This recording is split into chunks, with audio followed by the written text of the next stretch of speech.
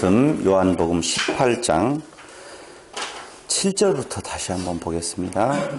7절 이에 다시 누구를 찾느냐고 물으신대 저희가 말하되 나사렛 예수라 하거늘 예수께서 대답하시되 너희에게 네로라 하였으니 나를 찾거든 이 사람들의 가는 것을 용납하라 하시니 이는 아버지께서 내게 주신 자 중에서 하나도 잃지 아니하였삼나이다 하신 말씀을 응하게 하려 함이러라.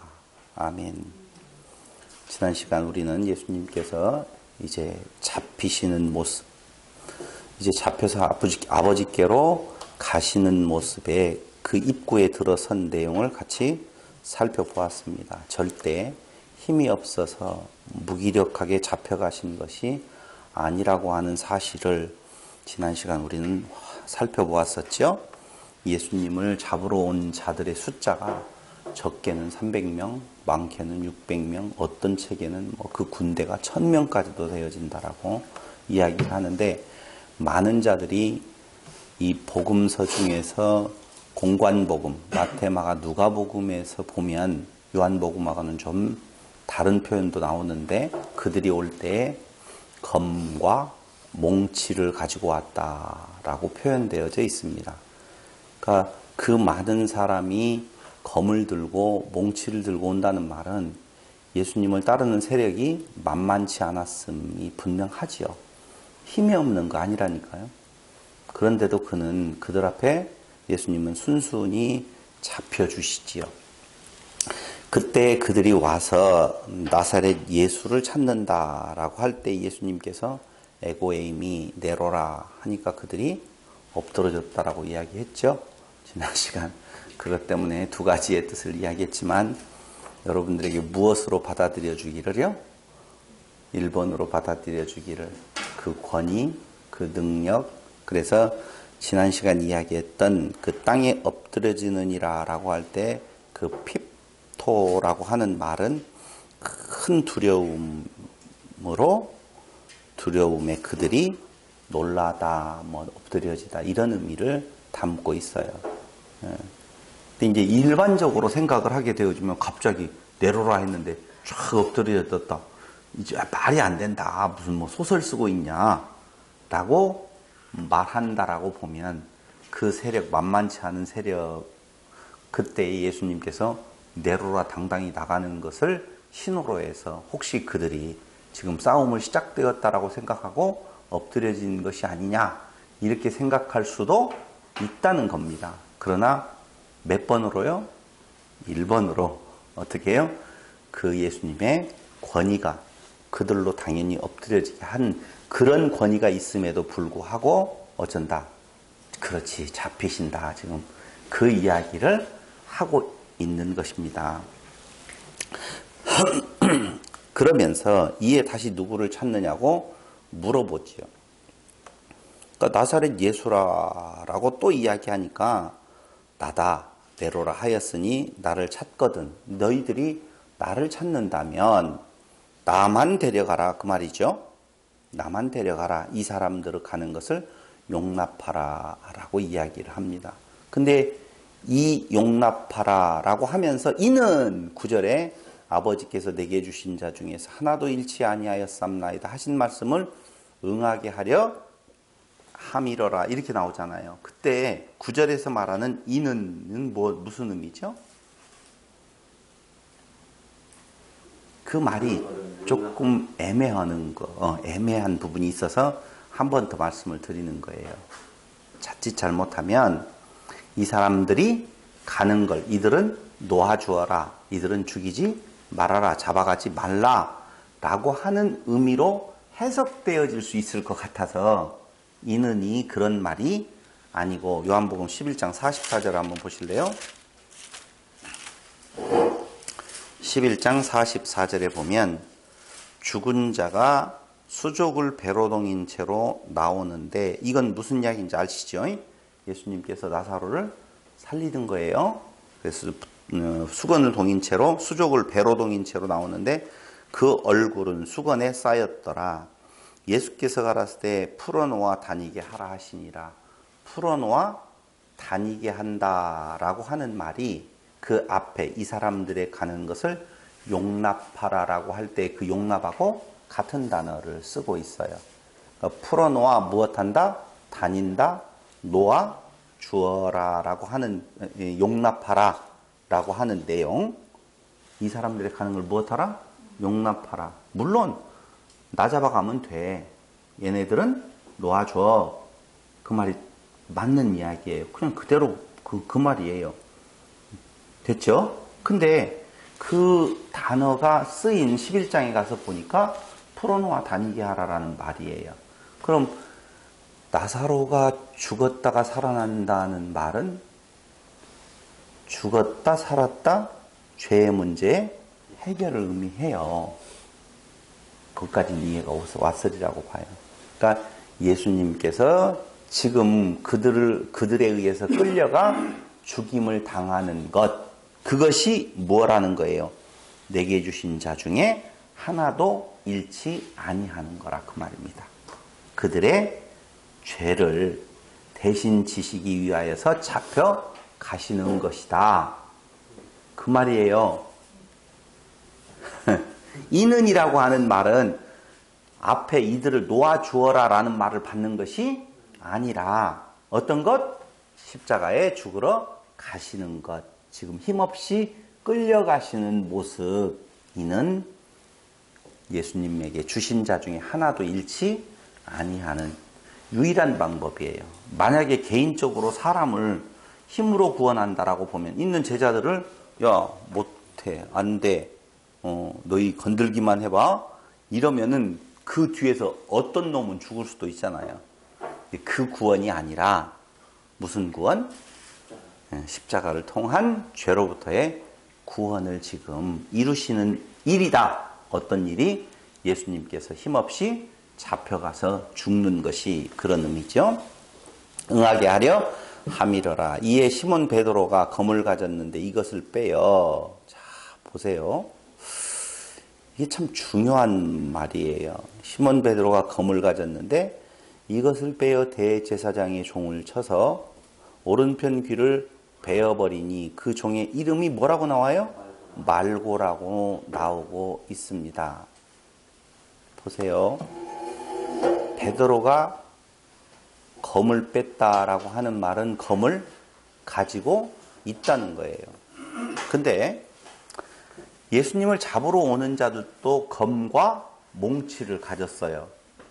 또 베드로도 검을 가지고 있어요. 당연히 그것은 누가 보아도 영적 전쟁이 아니라 육적 전쟁이에요. 검과 검으로 싸우는 거거든요. 그러니 검과 몽치로 가지고 나오는 자들 앞에서 베드로가 칼을 빼는 건, 검을 빼는 건 정상적이고 당연한 이야기예요. 정상이가 왜 안 왔지? 정상적인데. 아니, 갑자기 떠올라요.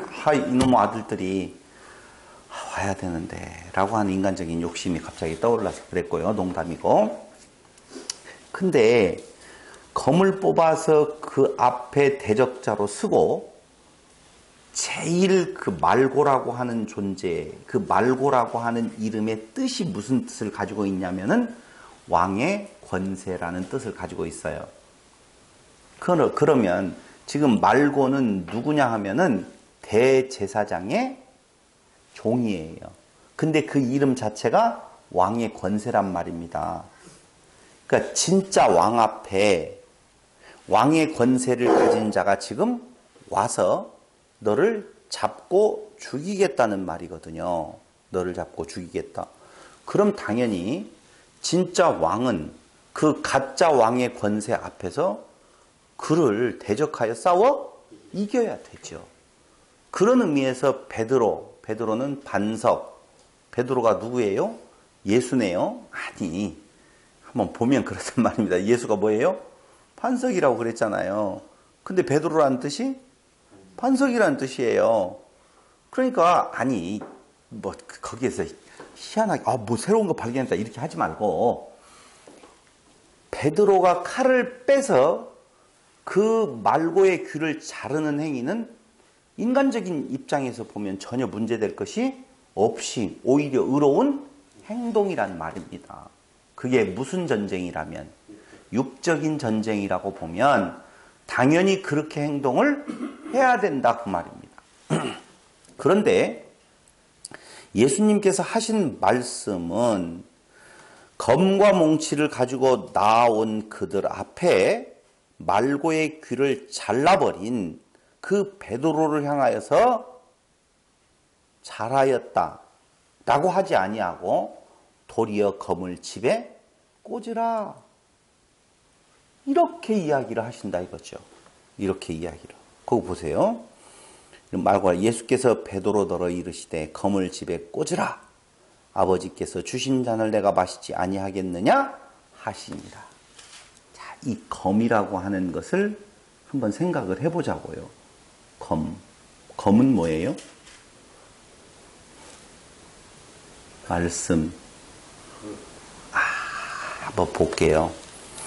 계시록 13장 10절.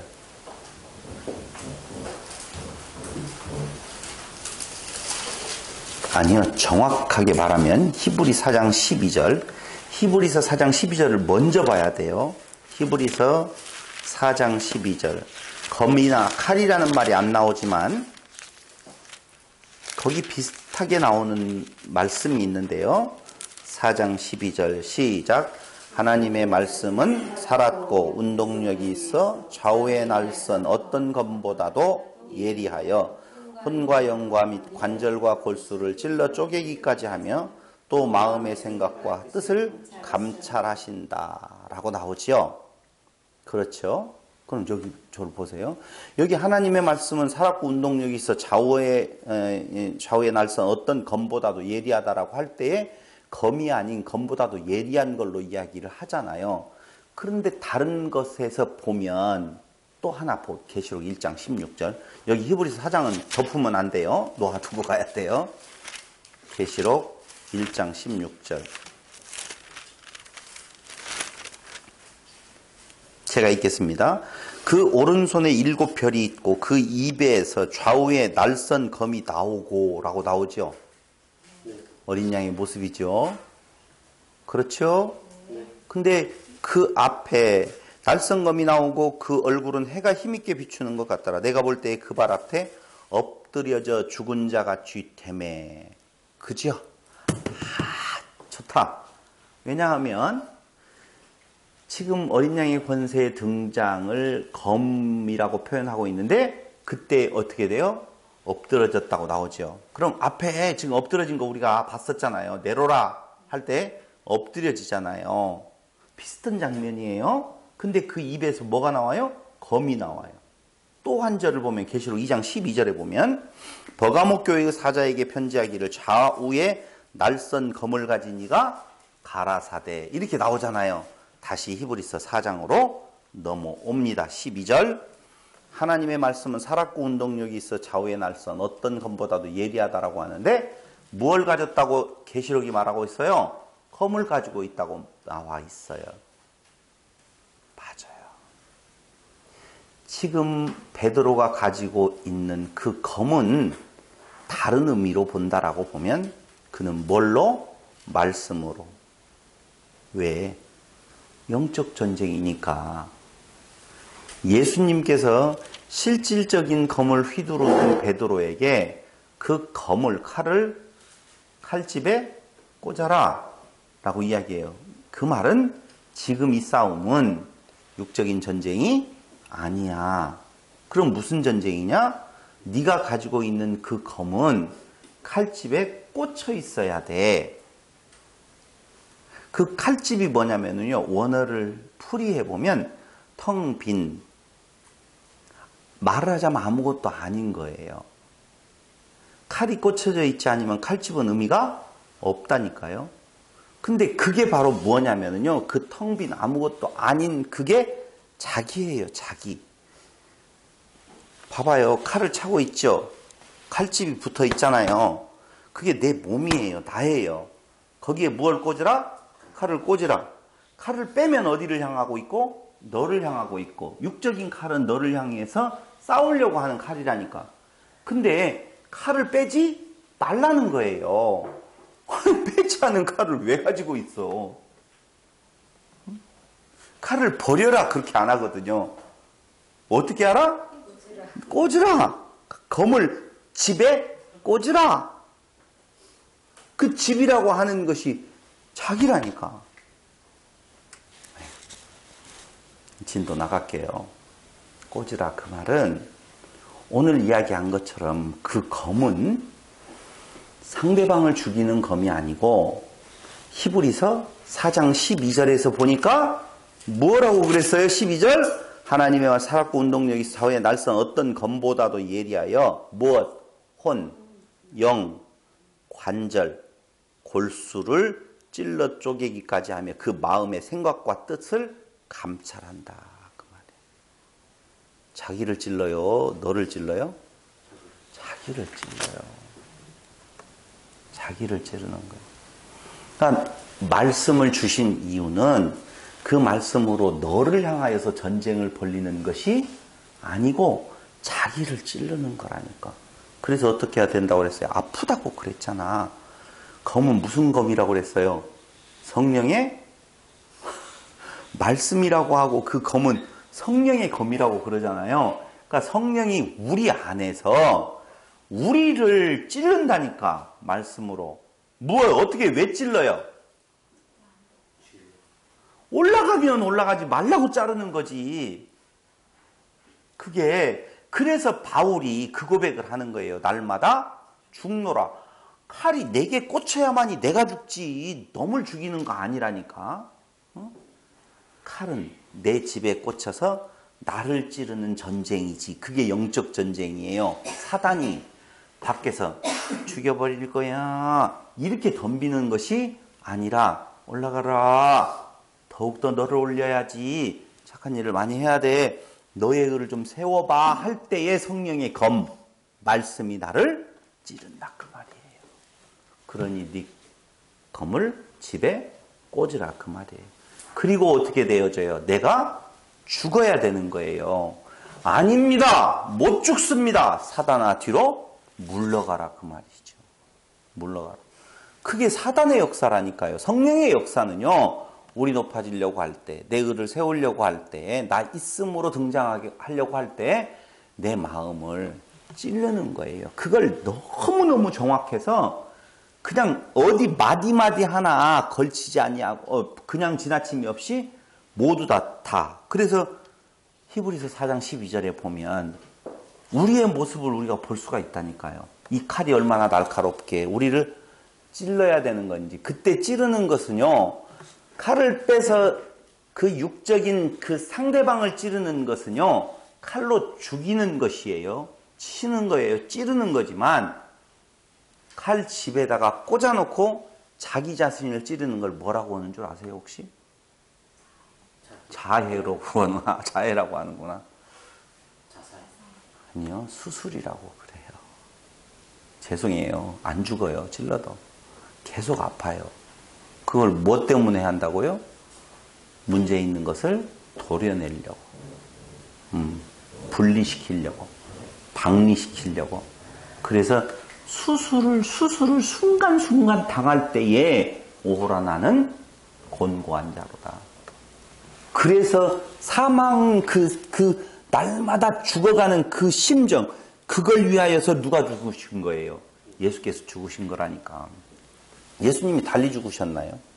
그 마디마디 다 모든 것들의 그 죄를 정하시고 그 고난을 받으신 것은 바로 그 교회에 그 죄를 다 짊어지시는 모습이라 라고 하는 것입니다. 오늘 그 말이에요. 베드로더러 이르시되 검을 집에 꽂으라. 아버지께서 주신 잔을 내가 마시지 아니하겠느냐? 예수님께서 이 잔을 내게서 지나가게 하옵소서 그랬죠? 하실 수 있으면 이 잔을. 근데 이 잔을 내가 마셔야 된다고 그러잖아요. 마셔야 된다. 이유는요? 아까 이야기한 것처럼 당신과 아버지와 맺은 언약을 위하여서 그 약속을 그 언약을 이루시기 위하여서라고 하는 것입니다. 그래서 나는 어떻게 해야 된다? 죽는다. 근데 싫어, 사람들은. 예수님 죽는 것이 싫어요. 여러분들은 좋아요, 싫어요? 그 말이 그 말이잖아요. 그 제자들, 그 모여 있었던 자들 죽으시면 안 됩니다. 그러니까 수도 없이 이야기를 하고 왔는데도 불구하고 죽으시기 직전까지도 베드로는 아직 신랄 같은 희망이 있다는 거예요. 그걸 못 논다니까. 못 놓아요. 그런데 그 앞에서 예수님은 다 놓았습니다. 이렇게 표현하잖아요. 놓았어요? 안 놓았어요. 놓았어요? 놓았어요. 어떻게 해요? 그리스도 안에서만이 놓은 걸로 친다니까. 왜? 예수께서 다 놓아버리셨으니까 그냥 놓은 모습만 보이는 거예요. 아버지의 눈에는. 그러니까 예수 안에 없으면 그냥 드러난다니까. 피가 거쳐져 버리면 인간의 더러움이 그대로 드러나고, 피가 쌓여 있으면 그러니 제사를 하루라도 띄면 돼야 안 돼요? 안 되는 거죠. 하루라도. 피가 흥건하게 있어야 된다니까. 저주가 그 위에 덮이지 못하도록, 지나가도록, 패스오버, 유월절 그러도록 피가 흥건히 있어. 그래서 바울이 날마다 죽노라 그 말이에요. 베드로가 죽어요? 아니, 바울이 죽어요? 예수가 죽는 거예요. 그걸 안다는 거예요. 그래서 은혜가 넘친다. 죄 많은 곳에. 그걸 깨달아 안다는 말이지 지같이 스스로가 막 이렇게 한다 그런 말이 아니에요. 이게 성령의 수술칼이 우리 안에서 그 일을 하시는 것이지, 내가 그 칼을 받아갖고 내가 수술을 할 거야 기절해서 죽어서 아무 수술도 안 돼요. 안 된다니까. 정치적이고 그 민족적인 유대인의 입장에서는 메시아를 기다리는 자에게는 그 칼이 자기를 향하지 아니하고 상대를 향하여서 찌를 수밖에 없다는 것이죠. 베드로의 모습이 지금 그 모습이었었다라고 보시면 정확해요. 그런데요, 마태복음 26장 52절 하반절에 보면은요, 참 새겨들어야 될 말씀이 나오지요. 마태복음 26장 52절. 51절 우리가 그 문맥을 확인하기 위해서 먼저 본다면, 예수와 함께 있던 자 중에 하나가 손을 펴 검을 빼어 대제사장의 종을 쳐 그 귀를 떨어뜨리니, 이에 예수께서 이르시되, 아까 왕의 권세라고 그랬죠?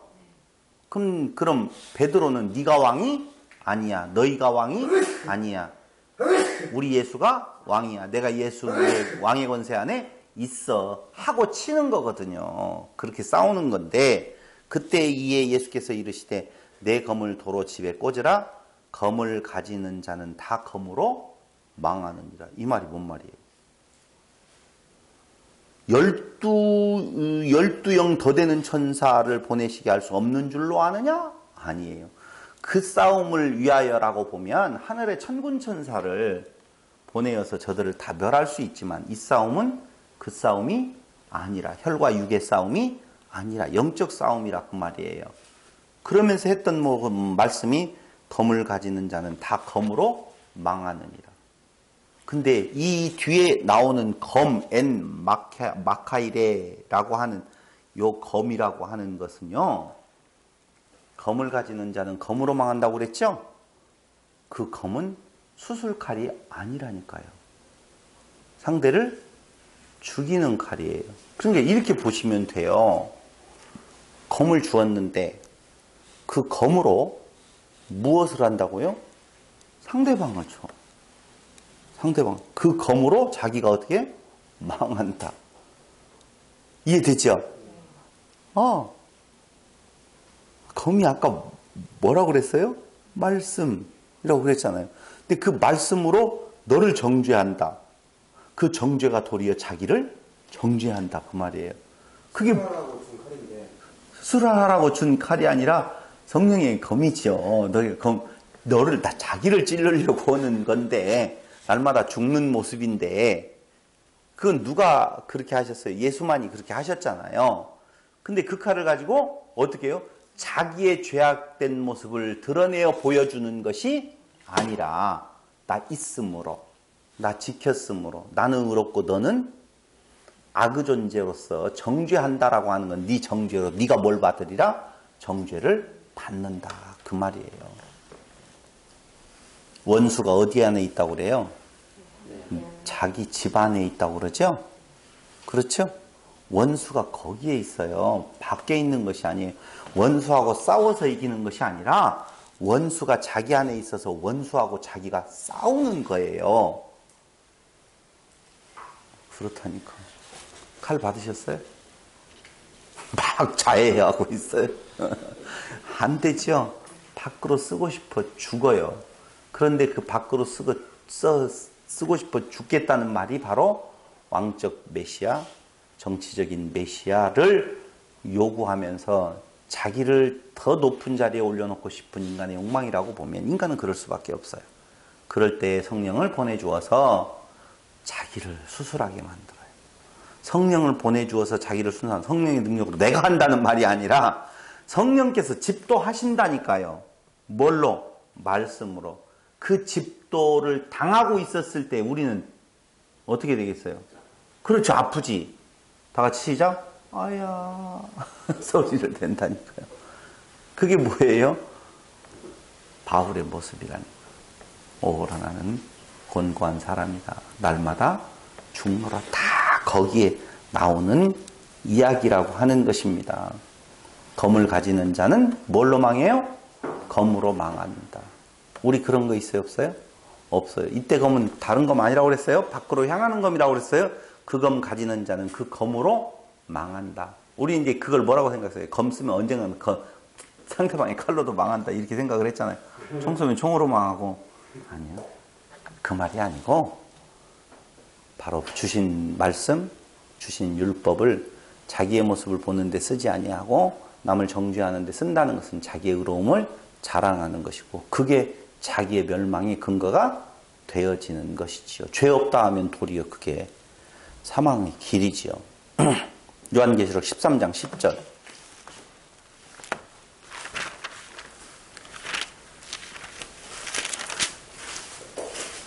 사로잡는 자는 사로잡힐 것이요 칼로 죽이는 자는 자기도 마땅히 칼에 죽으리니 성도들의 인내와 믿음이 여기 있느니라. 혈과 육의 싸움 아니에요. 너를 향한 싸움도 아니에요. 사단은 어디에서 역사한다고요? 내 안에서 역사해요. 예수님에게도 그렇게 역사했고 누구에게? 아담에게도 그렇게 역사했고 절대 칼 들고 너 나하고 한번 겨루어보자 이런 식으로 안 온다는 거예요. 굉장히 교묘하게 굉장히 선한 모습으로 너 그렇게 살아서야 되겠어? 너만 의로와. 넌 더욱더 착한 존재가 되어야 돼. 라고 우리를 더 높은 자리로 이끌어가고 있는 모습이 바로 사단의 전략이라고 하는 사실을 알아야 될 것입니다. 누가복음 21장 24절에서도 역시 같은 내용의 말씀이 나오는데요. 왜 이렇게 지금 자주 여러 곳을 찾아보고 있는 건가? 정말 중요해서 그래요. 순간순간. 누가복음 21장 24절.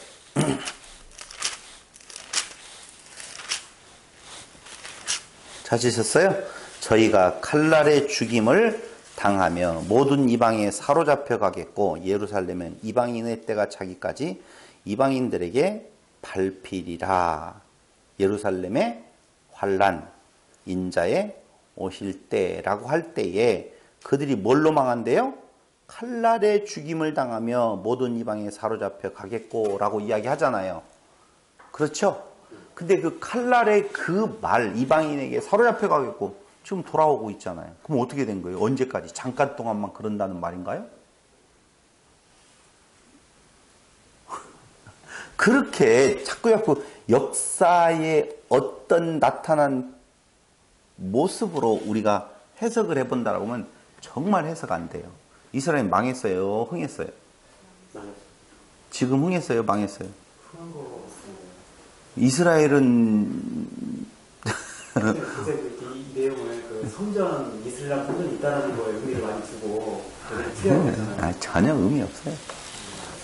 전혀. 그러므로 칼날에 망한다라고 하는 말은 어떻게 유다 백성들이 칼날에 넘어질 것이다라고 하는 것은 본인들이 그 칼을 어떻게 썼어요?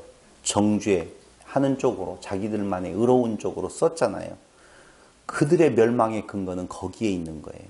의롭다라고 하니 도리어 그게 뭐가 된다? 죄가 된다 그 말이에요. 역사상 맞추면 안 되겠네요. 아 그러면 안 되죠. 뭐 해석이 안 된다니까. 망했다가 흥했다가 흥했다가 망했다가 하스몬가의 왕조가 이스라엘의 독립을 이루었었잖아요. 그건 회복이에요, 망한 거예요? 분명히 회복됐잖아요, 하스몬 왕조. 그죠? 그럼 망한다라고 했는데 왜 또 회복이 되어져요? 그럼 회복이 되어졌으면 다시 망하면 회복된 거예요, 안 된 거예요? 안 된 거예요. 그걸로 답이 없다니까요. 귀에 걸면 귀걸이, 코에 걸면 코걸이, 목에 걸면 목걸이. 예수이니까 네. 이슬람 성전이 저기 이슬람 성전이 지금도 이렇게 밟히고 있는 것처럼 네. 아니죠? 한 절 더 찾아볼까요? 마태복음 10장. 마태복음 10장 34절.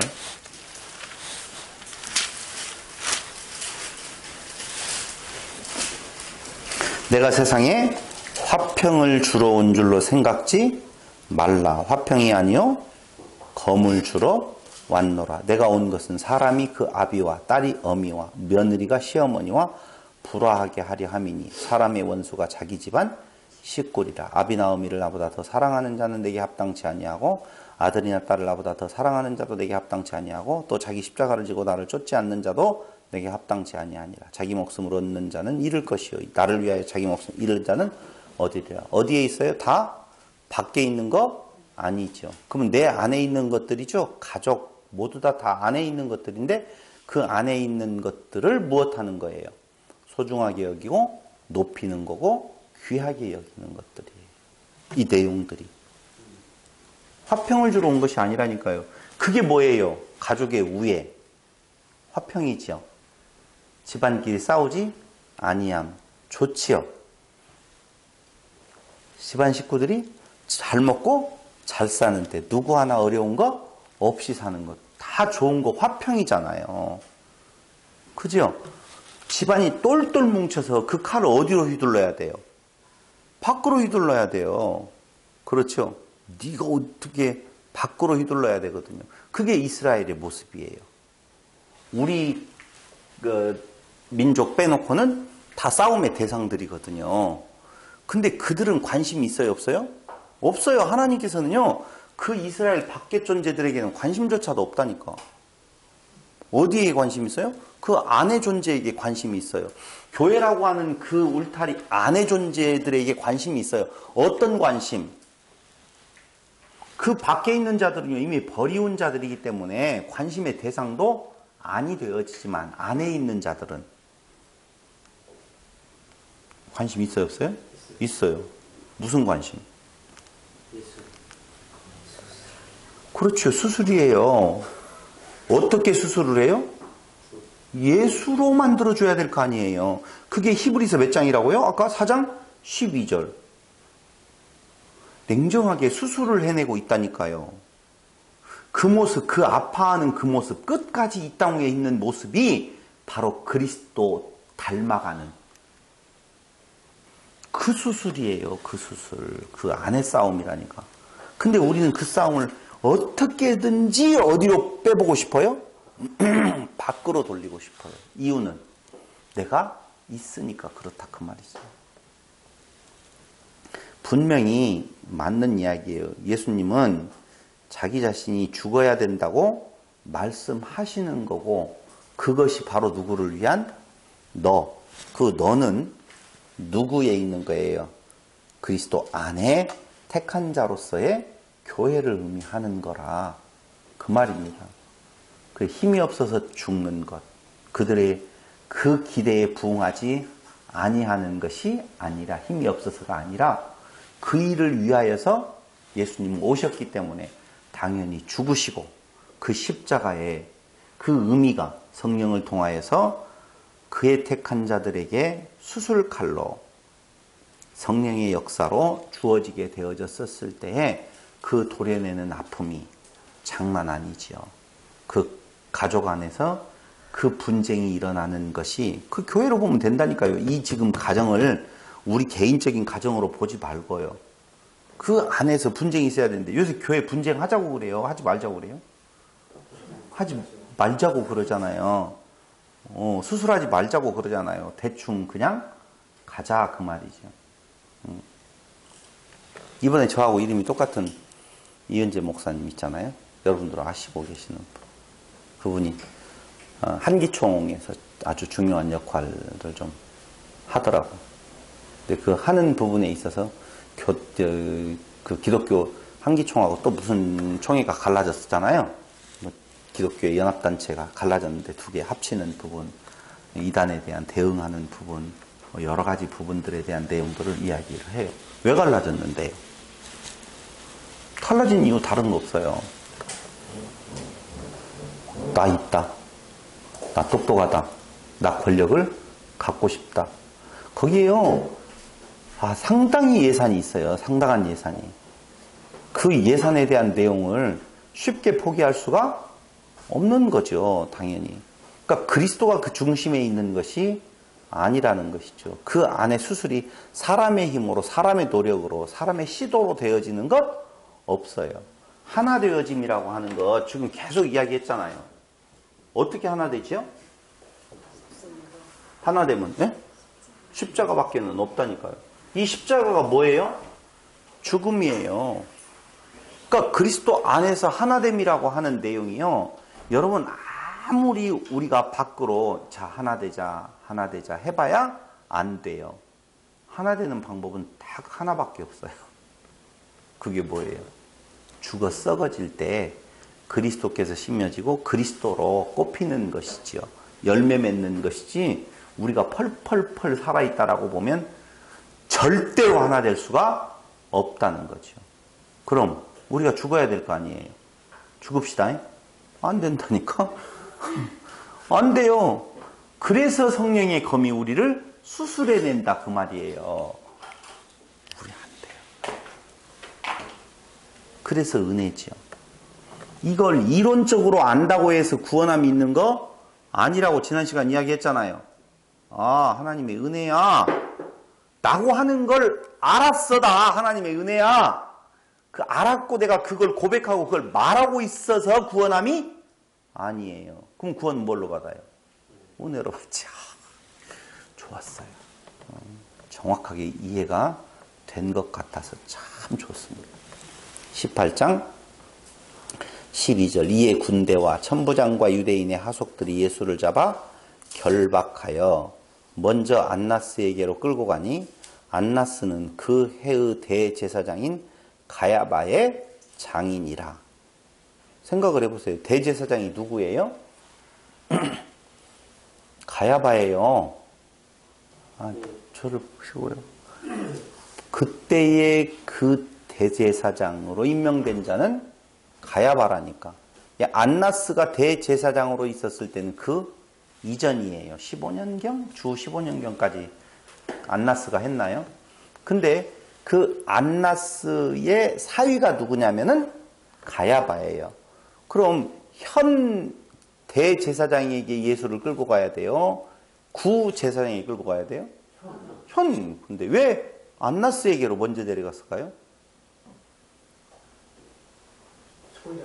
예? 그렇죠. 좋은 이야기였어요. 실세였어요. 그는 대제사장 자리를 물러주고도 그 뒤에도 계속적인 영향력을 행사했던, 그러다가 누구를 거치고 자기의 사위인 가야바를 대제사장으로 앉히게 되어지죠. 그러니까 먼저 안나스에게로 데려간 거예요. 사람은 그렇게 눈치가 빨라요. 누가 줄을 타야 되는 것인지를 기가 막히게 알아요. 그러니까 끌고 가는 장소가 가야바 쪽이 아니라 안나스에게로 데려간다니까요. 그 안나스 앞에 예수가 갑니다. 그런데 14절에 보니까 가야바는 유대인들에게 한 사람이 백성을 위하여 죽는 것이 유익하다 권고하던 자라. 이거 기억하지요? 희생양 삼아서 눈을 어디로? 예수에게로 돌리고 누구의 눈을? 로마의 눈을 돌린다라고 보면 우리들이 그 예수, 문제 있는 예수, 그 로마의 위험스러운 예수를 우리가 잡아 죽였지 않느냐라고 함으로 인하여서 친일 정권이 아니라 친로마 정권 같이 해서 이 나라의 화평을 이룬다라고 보면 어떤 모습이 있어요? 자기들의 그 위치가 흔들리지 않잖아요. 계속적으로 해먹을 수 있잖아요. 봐봐요. 안나스, 가야바, 그 뒤엔 또 누구를 시켰어요? 거야바, 뭐 이런 걸 시켜야 될 거 아니에요. 그 후손으로 다 해먹어야 되거든. 근데 뭐가 시끄러워. 문제가 일어나, 소요가 일어나. 그럼 너희들은 뭐 했다는 말이야? 갈릴 확률이 높잖아요. 그랬던 존재예요. 그러니까 장인 안나스 안에 그냥 그 능력으로 또 로마라고 하는 것에 빌붙어 가지고 좀 조용했으면 좋겠다라고 힘없는 모습이 누구예요? 가야바예요. 근데 보세요. 그 뒤에 15절 시몬 베드로와 또 다른 제자가 하나가 예수를 따르니 이 제자는 대제사장과 아는 사람이라. 이 제자는 아마 누구? 요한? 뭐 그 정도 되겠죠. 네, 요한은 대제사장과 아는 사람이래요. 그래서 예수와 함께 대제사장의 집 뜰에 들어가고 베드로는 문 밖에서 거절을 당해요. 너는 못 들어가 라고 할 때에 그때에 그 다른 제자가 나하고 아는 사람이다 들여보내주라 해가지고 들어가거든요. 그 내용을 보면. 근데 그때에 16절 베드로는 문 밖에 섰는지라 대제사장과 아는 그 다른 제자가 나가서 문 지키는 여자에게 말하여 베드로를 데리고 들어왔더니 문 지키는 여종이 자 이제 안으로 들어갈 때의 첫머리에서 안으로 들어간 장소가 아닌 데에서 한번 시험을 당하죠. 베드로에게 말하되 너는 이 사람의 제자 중 하나가 아니냐 하니 그가 말하되 나는 아니라 하고 그때가 추운 고로 종과 하속들이 숯불을 피우고 서서 쬐니 베드로도 함께 서서 쬐더라. 참 초라한 모습이죠. 속으로 그랬을 거예요. 왜 예수는 이렇게 무기력하게 죽으시는 건가. 돌격 앞으로만 한마디만 했어도 세상이 뒤집히고 그 보여주었던 능력이라고 보면 로마 끝들 아무것도 아닐 텐데 그런 생각에 아마 여러 가지 회한이 교차되어졌을 거예요. 그 생각이 있으면은요, 그 생각 가지게 하면 속된 표현으로 추접스럽게 되게 되어 있어요. 근데 그게 우리의 모습이에요. 그 보이는 것에 끝까지 그 마음을 두어서 우리는 세상의 그 유혹에 그 조그만한 그 명예에 그 조그만한 그 돈에 그 조그만한 내 생명에 우리는 다 걸어요. 모든 걸. 그래서 모든 것들을 그리스도를 부인하는 일적으로 나아간다 이거예요. 오죽서는 안 돼요.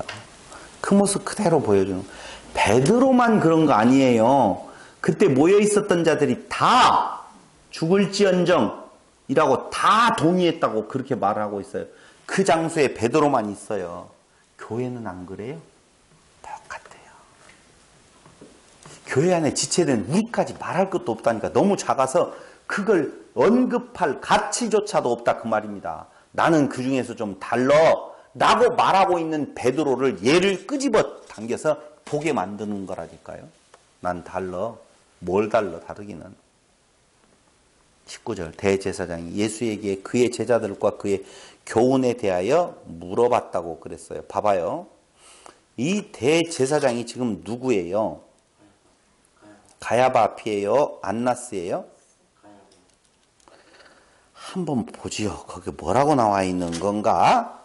대제사장이 예수에게 그의 제자들과 그의 교훈에 대하여 물으니 예수께서 대답하시되 내가 드러내어 놓고 세상에 말하였노라. 모든 유대인들의 모이는 회당과 성전에서 항상 가르쳤고 은밀히는 아무것도 말하지 아니하였거늘 어찌하여 내게 묻느냐.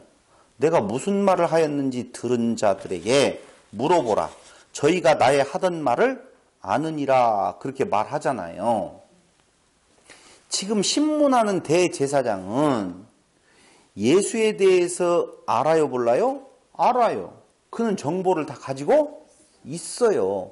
그런데도 불구하고 도대체 너는 무슨 말을 하다가 이렇게 이 자리까지 오게 되었느냐? 라고 지금 물어본단 말입니다. 왜 그럴까요? 자백해 뭘? 뭔가 이유가 있어요. 의도를 가지고 지금 물어보는 거예요. 근데 보십시다. 그러니까 예수님께서 뭐라고 대답하시냐면은 어찌하여 내게 묻느냐? 내가 무슨 말을 하였는지 들은 자들에게 물어보라. 저희가 나의 하던 말을 아느니라. 이 말씀을 하시며 곁에 섰는 하속 하나가 손으로 예수를 쳐가로되 누구였겠어요? 몰라. 잘난 척하는 인간이야. 그러니까 너는 어떻게 대제사장이 권위 앞에 덤벼? 하면서 그 혈기로 한번 그렇게 침으로 잘 보이려고. 그런 거 있잖아요.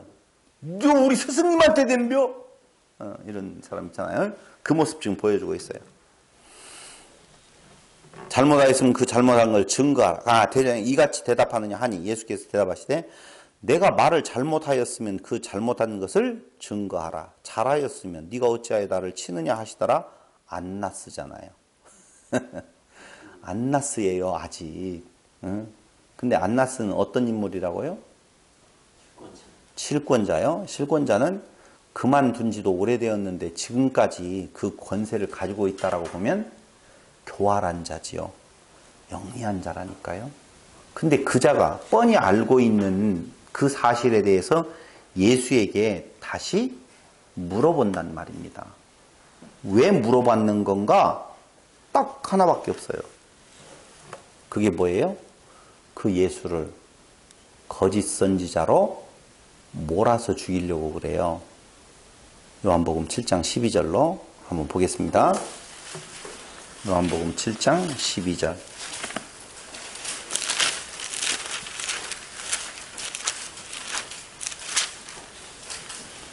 이걸 다 어떻게 보냐? 예수께서 대하여 무리 중에서 수군거림이 많아 혹은 좋은 사람이라 하며 혹은 아니라 무리를 미혹하게 한다 하나 그러나 유대인들을 두려워함으로 드러나게 그를 말하는 자가 없더라. 그거 보세요. 좋은 사람인가? 혹은 아니라 무리를 미혹한다 이렇게 말하잖아요. 이게 왜 중요하냐고요? 그것까지만 보고 한 구절을 더 보면 여러분들이 분명히 알 수가 있을 거예요. 거기 47절도 봐봐요. 요한복음 7장 47절, 45절로 47절까지 한번 보겠습니다. 하속들이 대제사장들과 바리새인들에게로 오니 저희가 묻되 어찌하여 잡아오지 아니하였느냐? 하속들이 대답하되 그 사람의 말하는 것처럼 말한 사람은 이때까지 없었나이다 하니 바리새인들이 대답하되 너희도 미혹되었느냐? 그러니까 봐봐요. 예수를 누구로 지금 몰고 있어요? 미혹하는 자, 거짓 선지자. 이렇게 몰아가려고 하는 의도가 어디에 있냐면요. 어디에 있어요? 어디에 있냐면요. 신명기에 있어요. 신명기. 한번 보실래요? 신명기 13장 1절.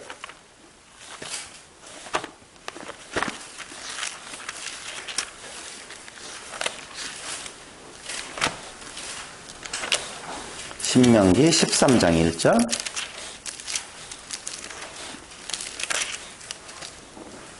다 같이 시작.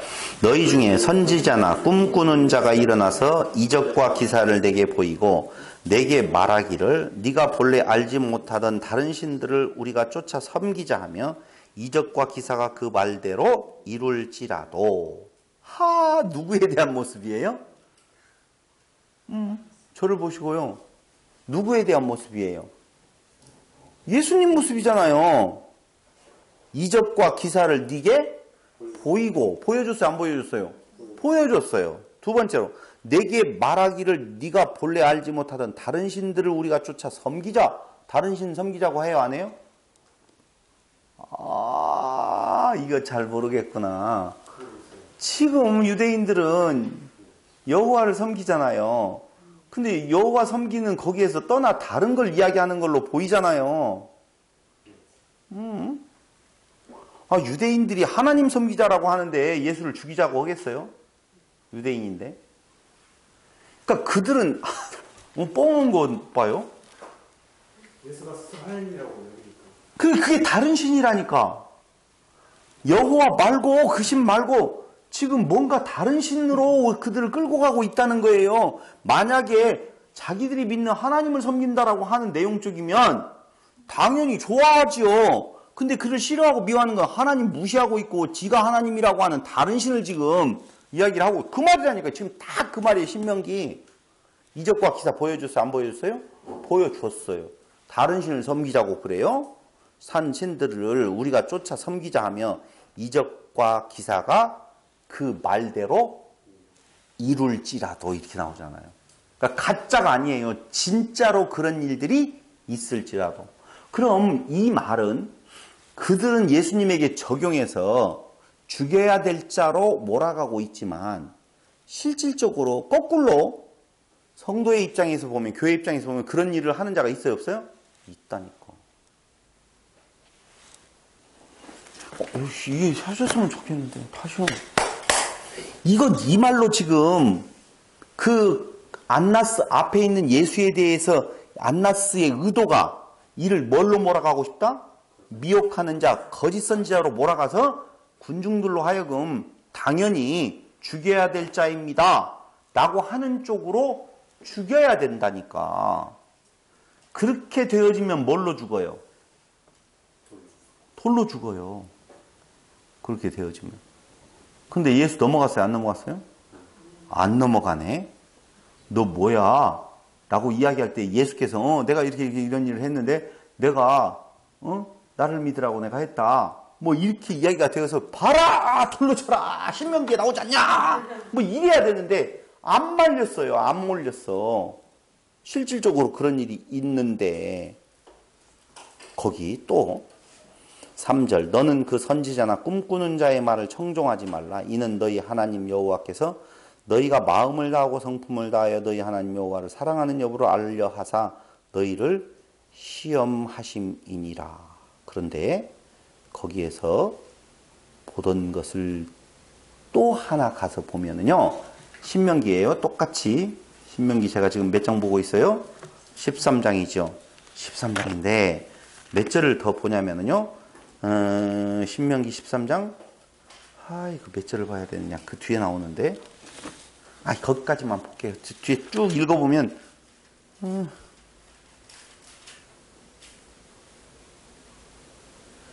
5절에 한번 보세요. 5절에 보면 뭐라고 나와요? 그 선지자 꿈꾸는 자는 죽이라. 이는 그가 너희로 너희를 애굽 땅에서 인도하여 내시며 종되었던 집에 속량하여 취하신 너희 하나님 여호와를 배반케 하려 하며 너희 하나님 여호와께서 내게 행하라 명하신 도움에서 너를 꿰어내려고 말하였습니다. 너는 이같이 하여 너희 중에서 악을 제할지니라. 무엇해라? 죽이라. 이렇게 나오잖아요. 그 죄에 걸리게 만들려고 지금 안나스가 머리를 쓴 거란 말입니다. 독특한 인물이에요. 독특한 인물이에요. 근데 그 말은 다른 말로 이야기하면 진짜 가짜 거짓 선지자가 있다 없다? 있다는 거예요. 그들은 어떻게 해야 돼요? 당연히 돌로 맞아 죽어야 되는데 죽여요 안 죽여요? 안 죽이지. 왜? 다 원하니까 그걸. 오늘날도 그러잖아요. 네가 한번 보여줘봐. 그런 이적과 기사를. 죽는 자가 살아 난 믿겠어 이러잖아요. 전부 다 지가 믿는다는 거예요. 아무 상관없는 이야기예요. 진짜 믿음하고는 전혀 간이 천리인 믿음이라니까. 근데 오늘 한국교회 봐봐요. 사방군대에서 무엇해라? 와 봐라. 와 보란지 와 바란지 이야기하면서 감기만 좀 호전되는 반응이 있다 하더라도 봐라 하나님의 역사다라고 하면서 그 가짜는 일들을 하나님 역사 앞에다가 붙여놓고 고짓거리를 하고 있다니까요. 웃기지도 않아. 그거 충분히 이해됐어요? 그렇게 그를 예수님을 그쪽으로 몰아가서 죽이려고 한다 그 말입니다. 근데 그는 봐봐요. 예수님을 거기 마저 보면서 해야 되는데 한번 일단 그런 시도를 가졌어요. 근데 그 시도에 말려들지 않았어요. 그러면서 25절에 시몬 베드로가 서서 불을 쬐더니 사람들이 묻되 너도 그 제자 중 하나가 아니냐? 베드로가 부인하여 가로되 나는 아니라 하니 대제사장의 종 하나는 베드로에게 귀를 베어 버리운 사람의 일가라. 가로되 네가 그 사람과 함께 동산에 있던 것을 내가 보지 아니하였느냐. 이에 베드로가 또 부인하니 곧하기 울더라. 이 말은 뭐예요? 뭐 다른 거 아니에요. 예수님의 말씀이 성취되었다라고 하는 의미인데 그 베드로라고 하는 존재를 끄집어대어서 모두 다 똑같다 그 말을 하고 있는 거예요. 베드로만 그런 거 아니에요. 모든 교회가 하나님의 택한 백성이라 할지라도 스스로는 그 자리에 설 수밖에 없는 존재들이에요. 그가 안나스하고 다른 점이 뭐가 있어요? 똑같죠. 안나스는 자기의 권위, 자기의 권세가 해를 당할까 봐 죽이려고 하고, 왜 베드로는 예수를 부인해요? 그래서 안나스는 예수를 부인하고 베드로는요. 저도 그 자리를 차지하려고 그랬는데 못 차지하니까 예수를 부인하고. 둘 다 똑같아요. 그러니까 안나스가 나쁘고 베드로는 괜찮다라는 것이 아니라 모든 자는 다 똑같다 그 말이죠. 저희가 예수를 가야바에게서 관정으로 끌고 가니 새벽이라 저희는 더럽힘을 받지 아니하고 유월절 잔치를 먹고자 하여 관정에 들어가지 아니하더라. 이제 가야바 손을 떠나서 어디로 가버려요? 바로 가야바는 별로 힘도 없어. 그냥 지나쳐. 그래 어디로 가버렸어요? 관정으로 갔어요. 여러분 생각을 해보세요. 얼마든지 그렇게 보내는 이유를 뭐 때문에 그러냐면 19절 그러므로 빌라도가 밖으로 저희에게 나가서 말하되 너희가 무슨 일로 이 사람을 고소하느냐? 대답하여 가로되 이 사람이 행악자가 아니었다면 우리가 당신에게 넘기지 아니하였겠나이다. 행악자입니다. 죄도 없는데 우리가 넘기겠어요? 라고 이야기를 한단 말입니다. 빌라도가 가로되 너희가 저를 데려다가 너희 법대로 재판하라. 유대인들이 가로되 우리에게는 사람을 죽이는 권이 없나이다. 사람을 죽이는 권한이 있어요 없어요? 있어요. 무슨 법에 의하면?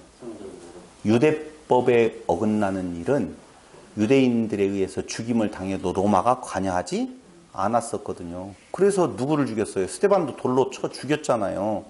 그런데 왜 여기서는 우리는 죽이는 권한이 없습니다라고 말하느냐 이거죠.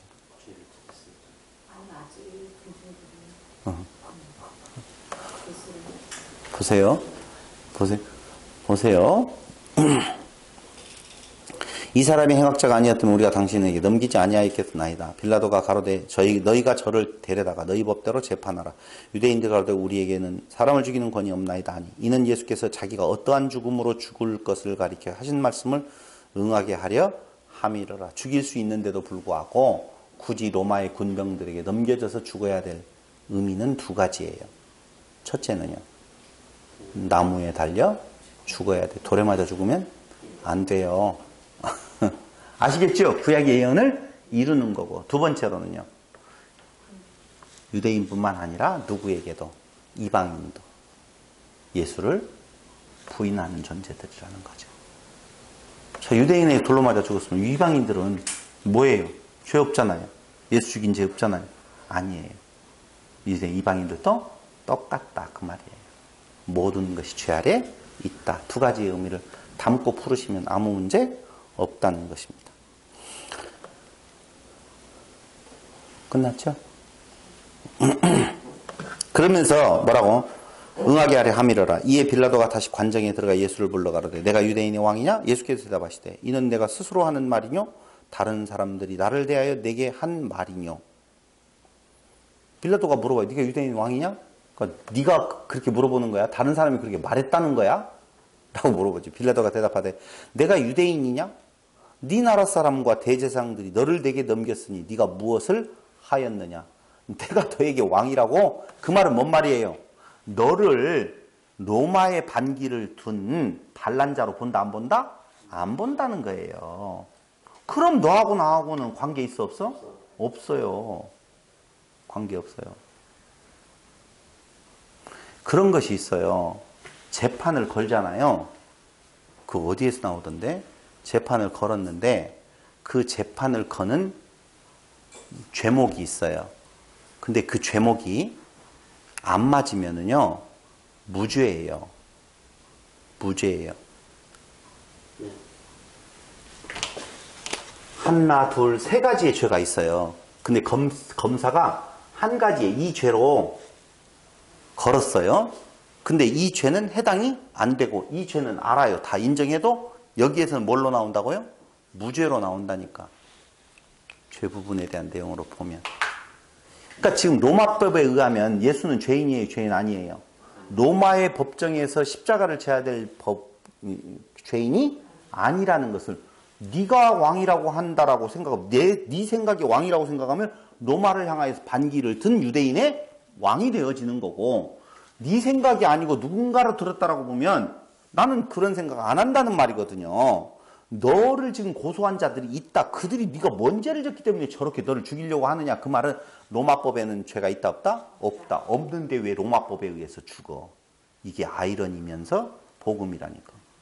그거 보세요. 빌라도가 내 넘겼으니 네가 무엇을 하였느냐. 예수께서 대답하시되 내 나라는 이 세상에 속한 것이 아니라 벌써 답딱 나왔어요. 빌라도는 아니다라는 거 안다니까요.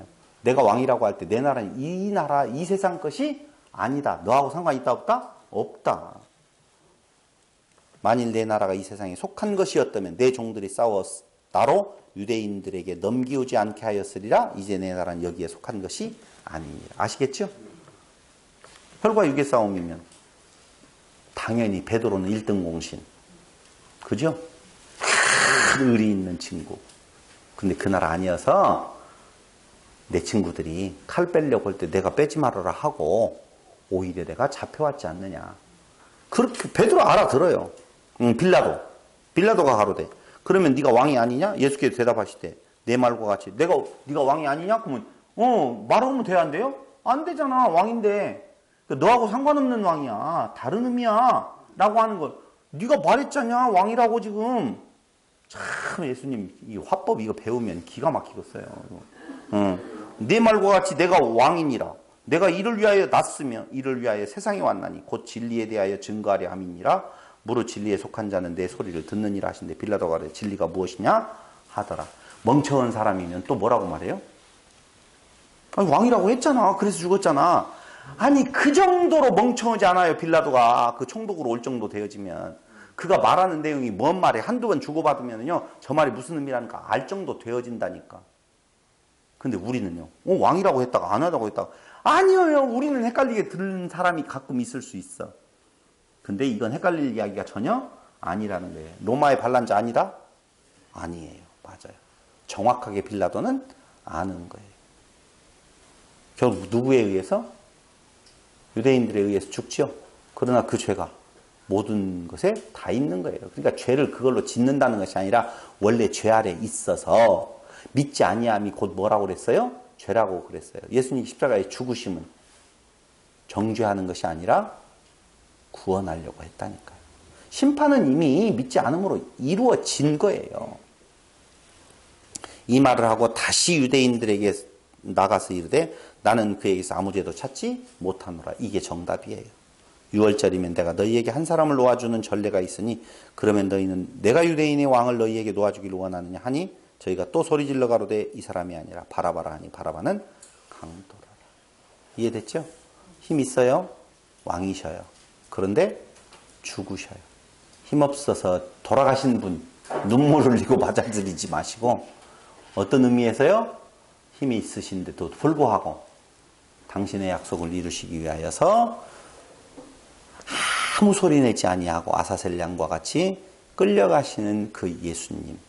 그 모습 여러분들이 다시 한번 생각을 해보신다라고 보면 아버지께로 가시는 그 모습이 우리에게는 뭐가 되어져요? 소망이 되어진다 라고 하는 것입니다. 그 은혜 안에 거하시는 성도 여러분들과 제가 되기를 바라면서 오늘 말씀 마칩니다. 기도드리겠습니다. 고마우신 아버지 하나님, 오늘도 또 우리로 모이게 하셔서 주 안에서의 참 평강을 누리게 하시는 은혜를 허락하심을 진실로 감사드립니다. 시시때때로 올라오는 정치적인 메시아를 향하는 염원이 우리에게서 성령의 날선 검으로 아버지 하나님 수술되어지기를 예수님 거룩하신 이름으로 기도드립니다. 아멘. 찬송가 489장으로 찬양드리겠습니다.